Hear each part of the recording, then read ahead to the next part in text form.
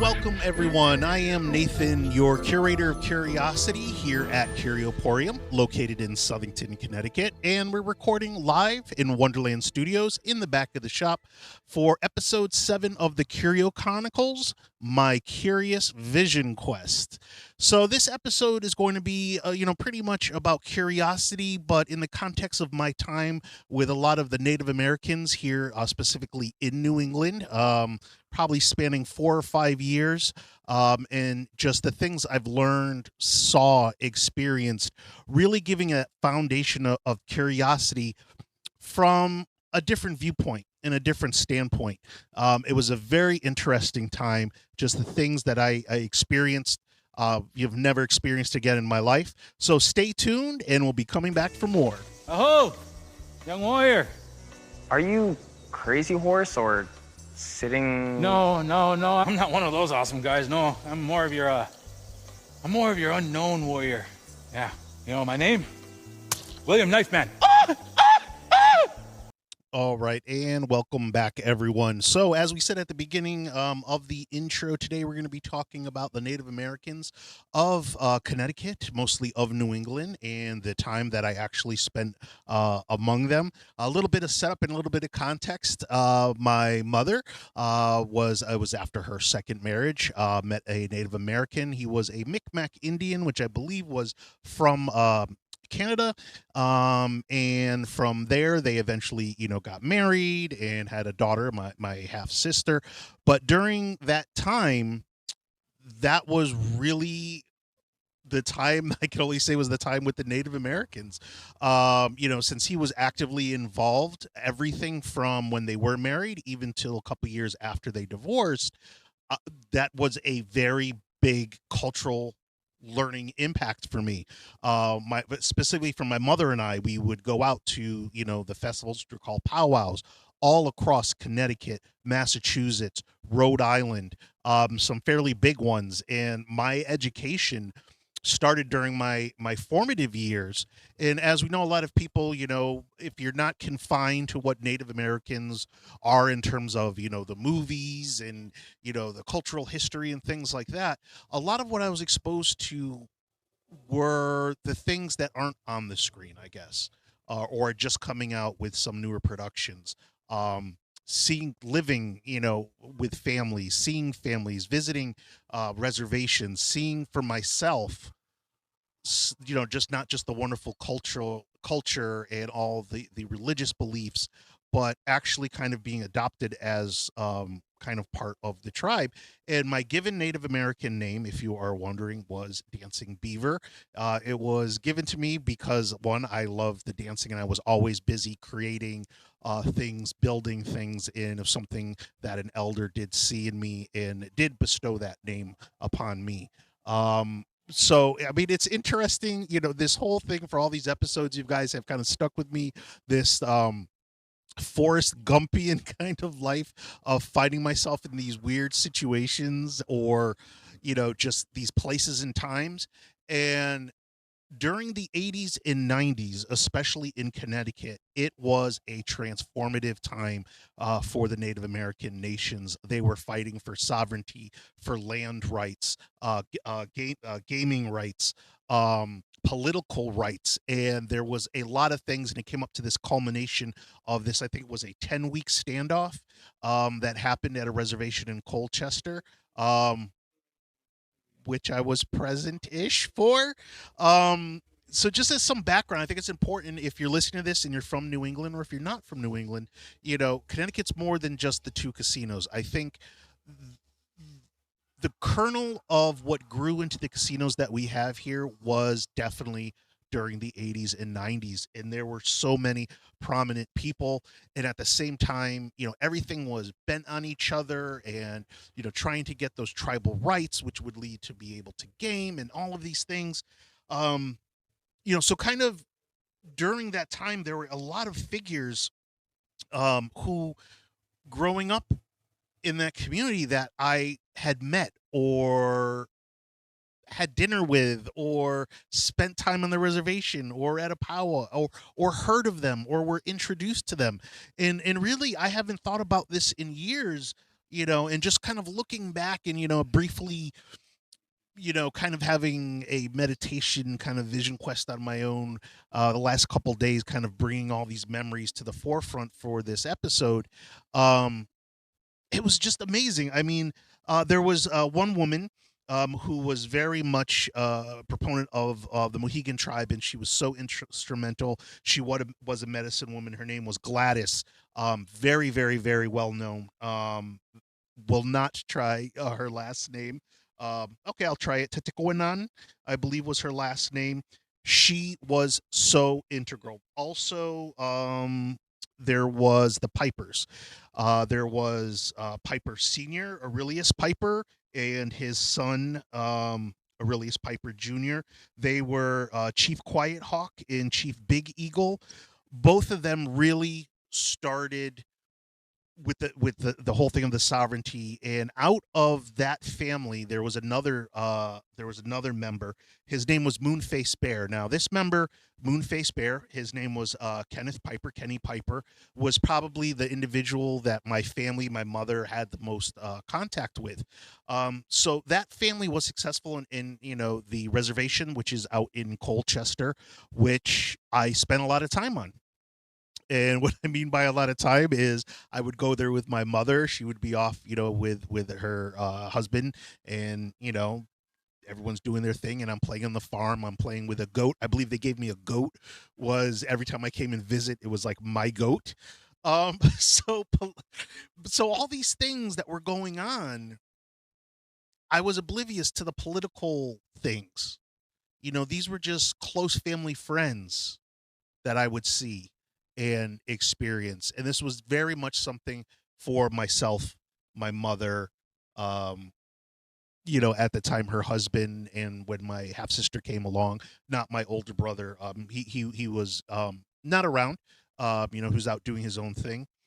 But I was soaking this stuff up like a sponge. Like I said, with my adventures with the gay culture and the gays of Hartford, 2 episodes ago, it was the same thing. And what I later learned is, these people that were meetings, and right now we're talking kind of the historical about Connecticut. Through all their hard work, the things that came about, were the recognition of, I believe it was the Five Nations. There was the Golden Hill Pegussets, which was the Pipers. So I was very familiar with the Golden Hill Pegussets. Of course, the Mashantucket Pequots, the Mohegans, the Pagatuck Eastern Pequots, and the Scatacooks. Those were the ones that really got recognized by the state of Connecticut. I believe Reagan stepped in and wrote something. Of course, there was Governor O'Neill. Um, I was a little kid, so all of that was foreign to me, and I just kind of knew these people. But through all these efforts in the '80s, this was the founding basis of what now people generally know about Connecticut Indians, which is the casinos. I mean, arguably, it's the most internationally known. But none of this, I think, this is preserved in the museums. But I think it's also still preserved in a way on the reservations and the cultures and between the people that were involved and the people who are around right now. Hindsight, looking back on it, I wish I was a little bit older. I wish I was aware of that part of it. Definitely with Kenny Piper, what he is, I don't want to say well known or known for in Connecticut, or if you Google it, is they decided to do a shop, a cigarette shop, a tobacco shop on the reservation in Colchester, and not charge taxes, because Native American land, you don't have to charge taxes. But Connecticut was like, no, we don't think so. So that led basically to a 10-week standoff with state troopers blockading the roads coming up, because the tobacco shop was selling to non-Native Americans, which Connecticut was saying non-Native Americans, there has to be tax on that. And Kenny Piper, who I believe at the time was the war chief of the Golden Hill Pegussets, was really heading this up. And when I say there was a blockade, there was a blockade. I do remember driving to the reservation, and if you were with people from the reservation, of course, you were led on. But again, my mind did not shift during that time. But this was a very important event that happened, a pivotal event that allowed for everything that's happening now.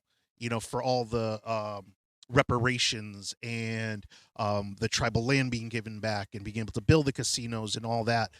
So it was kind of like, I dare say, I was during this revolutionary time of, oh, look at me, I'm with the Native Americans, how cool, just do do do do. My mom's showing me this, I'm learning about this, that. But as of now, this has the most profound impact on me, at least being 50 years old here and looking back on it and actually reading what was going on and what is based in fact, and imagining all this stuff swirling around me as I'm playing with a goat on a reservation where they're supposedly, Connecticut's deeming an illegal tobacco shop, like craziness.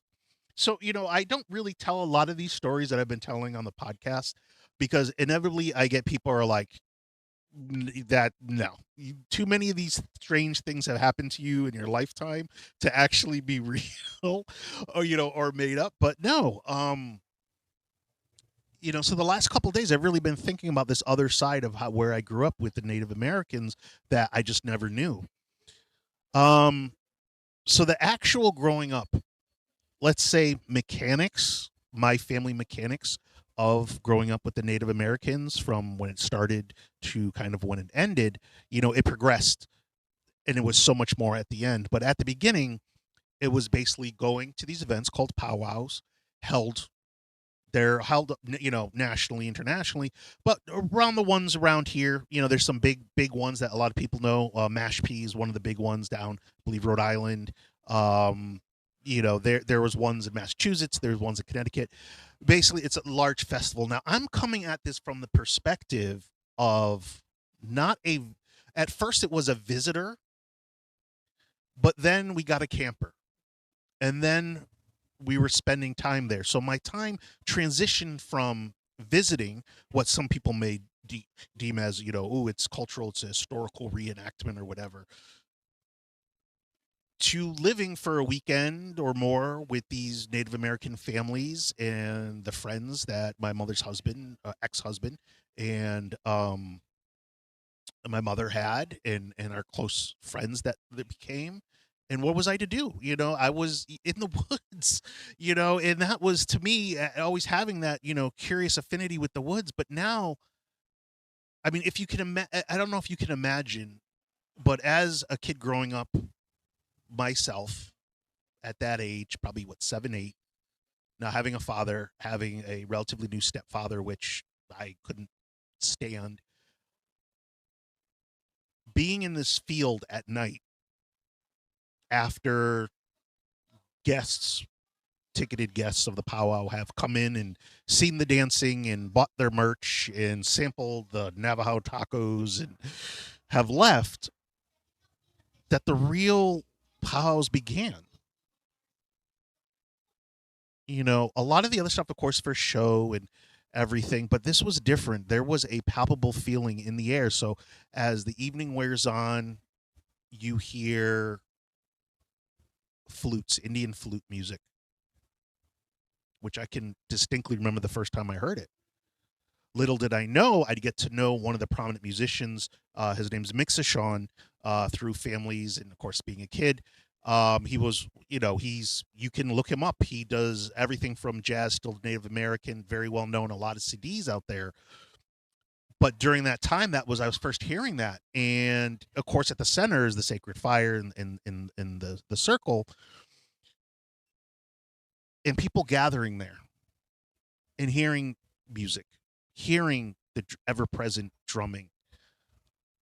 So being curious, I started getting this different sense because I could sit next to the people that were at the drums and ask questions. How do you get to the, be able to beat on the drum, and what are you using, and what are the words, and trying to pick up different words in Native American, whether it was Pagusset or Scattercook, and feeling at one of the times at most accepted and at home for some reason. because there, I mean, this was back in the 80s, man. So the kids, you were out doing whatever and, come back to the camper whenever and eat whenever. And you're going over and visiting these people. And for me, it was just like this freeing thing from my life of going to Catholic school and being this pudgy, overweight kid from, a broken home and all this other stuff that I kept inside. And there was something about this music, this flute music, being out there in the evening, the sounds of the insects, the dragonflies, the chirping of the frogs, and the rhythmic beating of the drum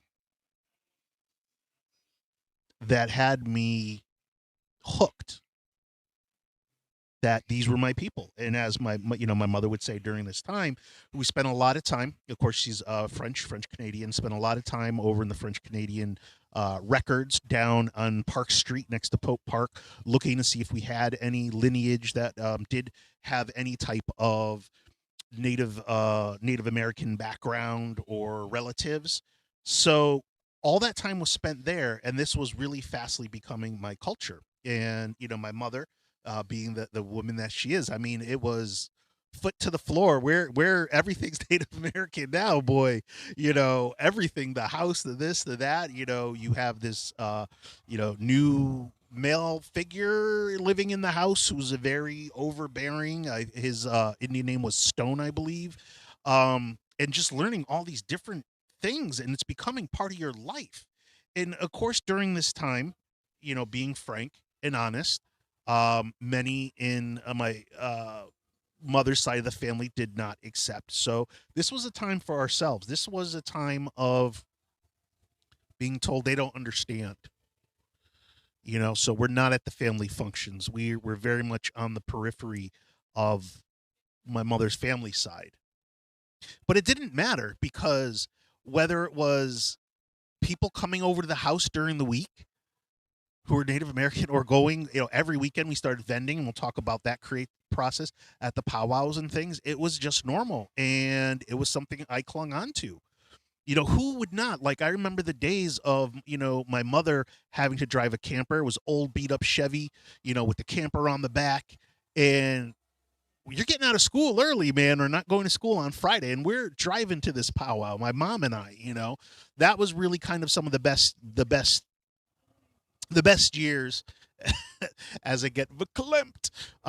Some of the best years of just driving. And to this day, I love it. And it was just like this sense of adventure and going, and when we were vending and setting up, for the powwows and putting up your canopy, and spiritually what it was doing to me was giving me an anchor. But it was also magical at the same time. I mean, I would read stuff beyond my years about the Native American cultures and their beliefs, and the Thunderbird, and the Central Fire, and like all of the mythology that went with it. I was hooked. Of course, I was hooked. I was hooked from the start. And then slowly, my clothes started. You'd have your clothes when you come home from school. You have your clothes to drive to the powwows, and then you'd have your outfits that my mother would make. And I say outfits, but then it was clothes. It was these kind of Western style pattern shirts with just like simple fringe on them, or your moccasins. But then as I started dancing in the circle for when it was a communal dance, I'd have to have more. I'd have to have chaps and loincloth and, jewelry. So at this juncture, my head is just fully in it. And I think in one way it set me apart, and I don't think I ever shared this with any of whatever I had for friends during that time. It was just something I did, and something went off. But even now, as I'm thinking it, I'm thinking about it. I don't know if you hear it. It's just a glorious, glorious time. And regardless of the family aspect, regardless of the marriage aspect, which was going down in flames and just so bad and just affected my mother so much. Even, as we get closer towards the end of that, again, this was something I could hold on because I went from one turmoil of not having a family at home, not having a father and a latchkey kid, and then oh, here comes this other guy, and I can handle all this Native American stuff, like grabbing onto it, and my mind's just being blown listening to elders as a kid tell stories, whether they were English or their native tongue. It aroused or awoke something inside me, and for all those years, from everything that I learned, I mean, I really can say, as I said before, I mean, being so connected with these individuals, but also being connected with the land and nature in general. Learning what the meaning of beaded jewelry is, what different bones are used for, whether it's beaver bone or buffalo teeth, how leather is made, and like all these things that when you would come to these powwows, as a visitor, you would see them do their traditional thing, kind of like going to Sturbridge, but you're actually afterwards you're getting the real. It's almost like, okay, yeah, we did that for the crowds. It's authentic, but here's what you really need to know. And I had touched on all this political stuff at the beginning, and the reason is because hearing stories, and I always loved listening to adults, and I was always older than my age, but then hearing them talking about, I will say, the white man and the land, where these individuals came from, who may have been elders at 70, 80 years old, learning about how families were ripped apart and kids forced to give up their cultural identity for these schools. I mean, if you know about these schools that they were put in, just horrible things that the US government was doing. But to hear firsthand accounts now, it's just utterly floors me. But back then, it was just filling me up and filling me up. And the wonderment got greater. So as time went on, as I had said, we started vending and we're spending all this time with all these Native American people. So it was time to learn the art and the crafts of the Native Americans, because you're going to these powwows and we're vending, so we have to have stuff to vend. Let me tell you, little known facts about Nathan, your curator of curiosity. I'm a damn good moccasin maker. I can make authentic Indian chokers, beaded Navajo jewelry, you know, a little bit of leather work for bracelets, and things like that. So I was making, for the lack of a better term, merch. So again, there was the merch for the powwow, which is, the bright colored, red, green, and blue flower, feathers on like a bracelet or a necklace, and people come and buy it. And it's like that, very much like, now that I think of it, it was such a dichotomy of people coming to these powwows and buying things and eating the food. It was like it was earlier, in the West with the trading posts, and here, I give you money, you give me, that whole thing. And wow, I got to think about that more, because that's crazy now that I'm thinking about it. And so you'd have all these Native American tchotchkes. You know what I'm talking about. I grew up with those. I grew up with, driving to the powwows and stopping at the little Wild Bill's outlet with the big wooden Indian on the front. Like, I grew up. That's why when you come to Curioporium, you are going to see some of these Native American tchotchkes. Number one, a lot of them, there were tchotchkes. I was a kid.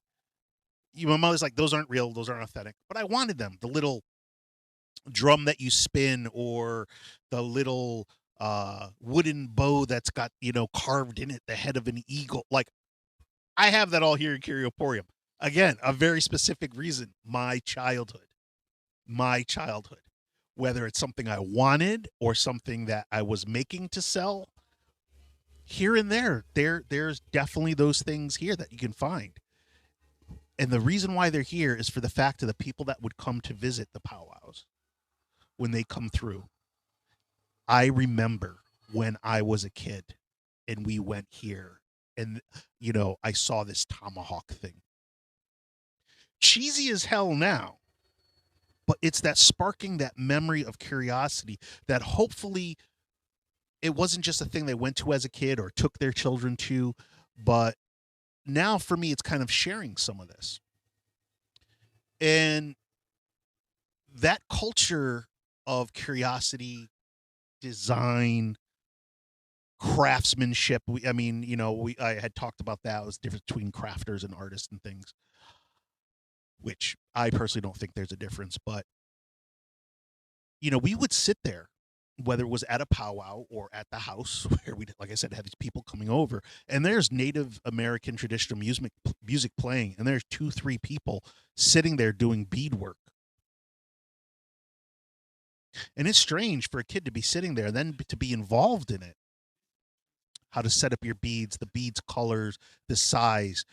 No, we don't use string. We use real sinew, which is, wax tendon and all of that. And I'm getting all this knowledge and I'm just like, okay, what else can we make? And, you know, chokers. I used to love making chokers. Now they're pretty much, a fashion statement or, I just love chokers and I love the beaded beaver chest plates. If you've ever seen those, I've never had the opportunity to make a chest plate. I only made the bigger chokers, but really when it comes to it, being at these Native American gatherings behind a table with all this curious, odd things to the people, and me sitting there beading, and they're watching me beat a necklace, or they're watching me do leather work.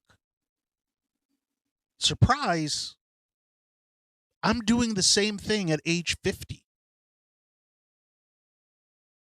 Where did it come from? There you guys go. Here's another piece. That piece of me being able to recognize that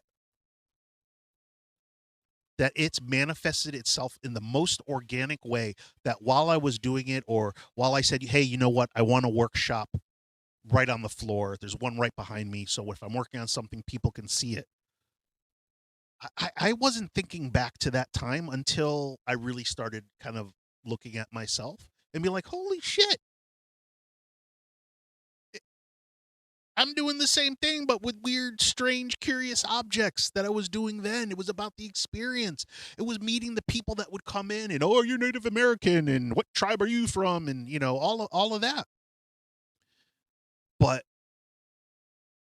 being surrounded, and this one's from my mom, granted how home life was, but being surrounded by, you know what I'm talking about, our dining room table, stacks of leather. We had tracings from when you would make moccasins to send through the mail, and you name it, and beads and bones and drying sweetgrass, like all everywhere. That was our dining room. That's my room now. That's my dining room now. There's something about being surrounded by all those, let's say, build materials or art materials. And there's also, and making something. There's also something to be said about sitting there just surrounded by everything. But knowing there's these deep cultural meanings when I'm being taught how to bead something a certain way to make a picture, but what that picture or symbol or the Thunderbird means to the, for the person who's going to wear it. And then years pass and getting more into it, and my mother's making my clothes and my leather chaps and things, which I still have, and you can find them if you look really closely in Curioporium. You will actually find some of my Native American jewelry that I wore. There's an amulet of a beaver done in pewter that was done for me. Those things are here in Curioporium, and like I keep saying, there's stuff since I've opened that people haven't found. I'm wearing, like, now if I look back on it, I mean, hey, was it appropriation? Was it not? She was married into the culture. Was it? Those things back then didn't enter my mind. And for myself, I know it was no. I mean, it was purely authentic. The relationships I had with these individuals. At the powwows, on the reservations, the kids. You know, um, it's funny. You're all family, and sometimes in some of the newer shows, I do have to give a shout out to Res Dogs. Um, if you haven't seen Reservation Dogs, Res Dogs, it is awesome. It is so well written. It is so spot on. All of the actors are portraying like I sit there with my wife, with I think it was my wife or I think no, my mother was watching, and we're laughing about some of these side jokes that we're only getting because these side jokes are so deep in the culture. They'll meet someone and they'll say, okay, brother, nephew, son, aunt, mother, daughter, they call them in the show. That happened to me, and I had to, what do you mean? And it's how everybody, the circle of life, and everybody is one family under, that one circle of life, the tree, and you are somebody's brother, uncle, cousin, regardless if you ever met them before. That I still keep kind of true, and I always have. That I was just so struck by that these individuals who we could go somewhere to Massachusetts to a different reservation, never have met people, and then just like that, your family, you are son, nephew, cousin. And how do you take that and then juxtapose that with going to a Catholic elementary school in a uniform during the day and learning about Jesus when you're learning about the great creator on the weekends? It messes with you a little bit. It does mess with you a little bit, but just the joy that I found in there, I, really. And then synonymously at the same time, years and also, kind of years and times later and mixed up, with my brother and the gays of Hartford and all this. And let's put all that stuff together. Whew, it's a potent mix. It's a potent mix. And this was just one of those things that have left, again, its fingerprints, its imprint on me. Towards the end, getting older, there was, my mother, got a divorce, and then, we had some very close friends and some Native American friends. Some things happened, and then, all of a sudden, I'm getting older. High school, college, we're out, we're done. We're done with that whole side of anything. And then, I do have to say, my mother, she moved down to Florida, and she had actually sent me up a box, a little gift box of some of the stuff she still had from this time. And I remember opening it up. I mean, this was just a couple months ago, and in there was a lot of my stuff from the time with the Native Americans, and seeing my son, and, my younger daughter and my older daughter, it's like, just wait a second, Dad. We didn't know about this, Dad. When were you running with the Native Americans in a loincloth, Dad? Well, what's that all about?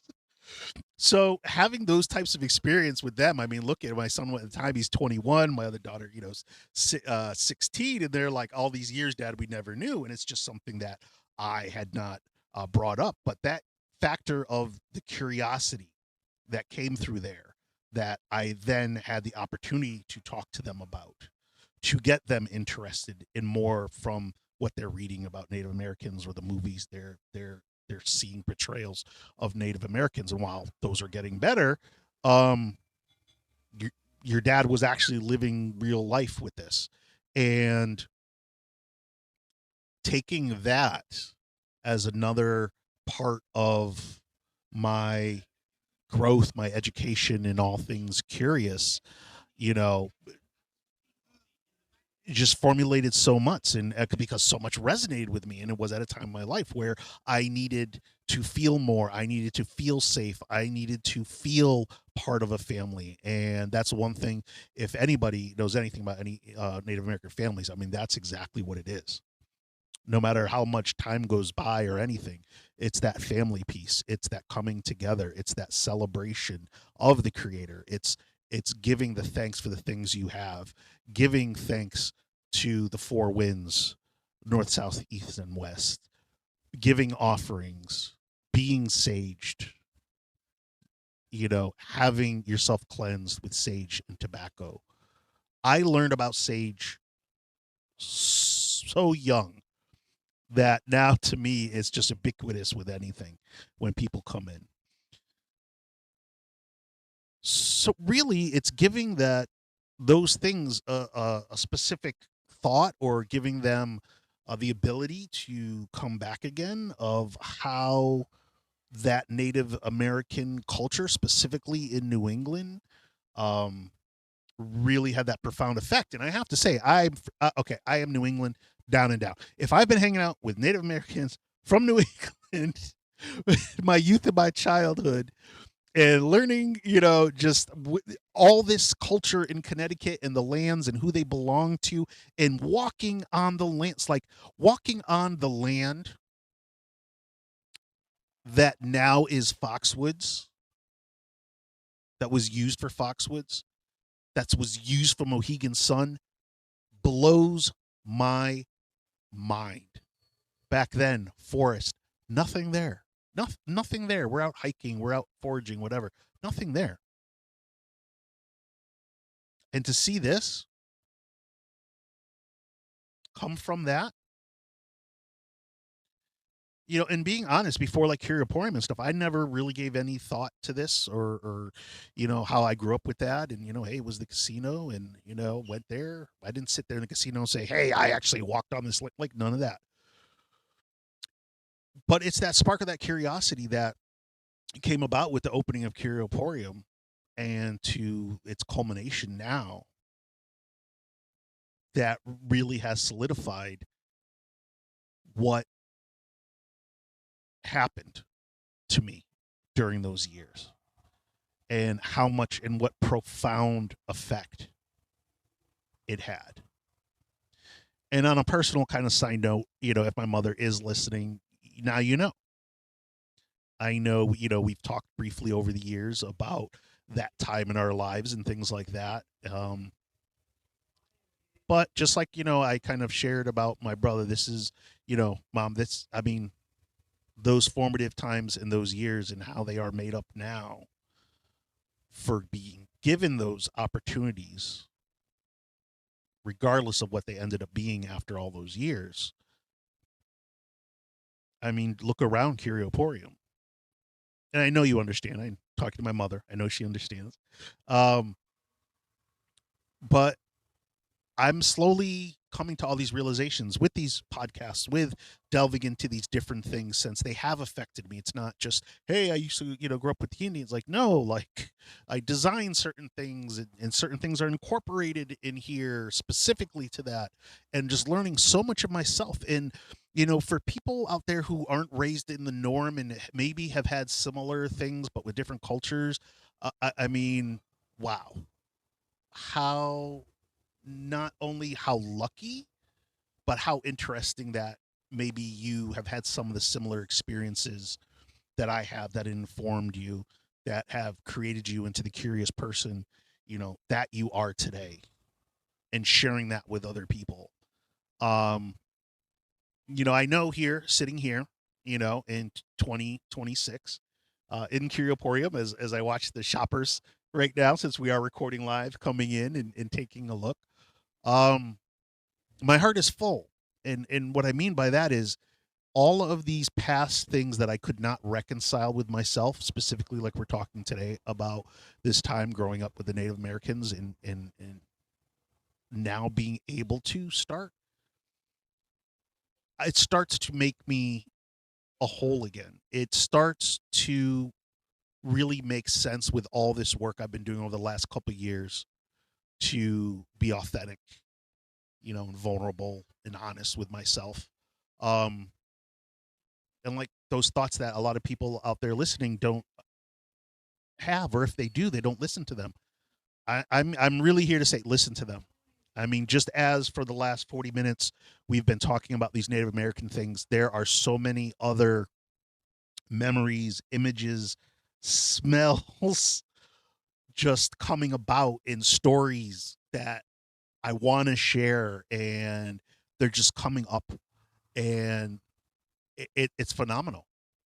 But the one thing, no, regardless of how you were raised, whatever culture, Native American, not Spanish culture, whatever it is, which is similar experience, the one thing that you can always do that's going to take you back to that time or something for the people around you is just making sure you always stay curious. All right, everyone. I am Nathan, your curator for curiosity, and this has been the Curio Chronicles, episode 7. Thank you very much for joining, and I'll see you in episode 8.